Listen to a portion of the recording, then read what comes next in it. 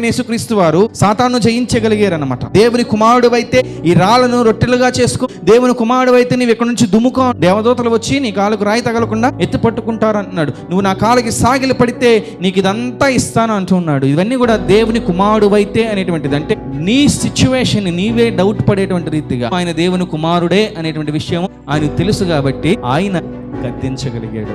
ఇది నిజమా అని ఆ సర్పం అడిగిన, దేవుడు నిన్ను ఇలా ఉంచాలనుకుంటున్నాడా, దేవదూతల వల్ల మీరు మారిపోతారే అని లేనిపోనేటువంటిది చెప్తున్నప్పుడు, దేవుడు మమ్మల్ని తన రూపంలో తన పోలిక చెప్పున నిర్మించాడు మమ్మల్ని, నువ్వు నన్నేమి ప్రలోభ పెట్టవలసిన పని లేదు, పని చూసుకుని పారిపో అనే మాట అని ఉండాలి. మిస్టేక్ ఏంటంటే మనము దేవుని బిడ్డలము అనేటువంటిది పూర్తిగా మర్చిపోతూ, దేవుడు మనకు తోడుగా ఉన్నాడు అనేటువంటిది పూర్తిగా మర్చిపోతూ, ఈ లోక సంబంధమైనటువంటి వేటిపైన మన దృష్టి ఉండకూడదు అనేటువంటి మర్చిపోతూ, శాశ్వతమైనటువంటి లోకం వైపు మన పరుగు ఉండాలనేటువంటిది మర్చిపోతూ, ప్రతిసారి లోక సంబంధమైన విషయాల్లో బలహీనులమైపోతూ ఉన్నాం.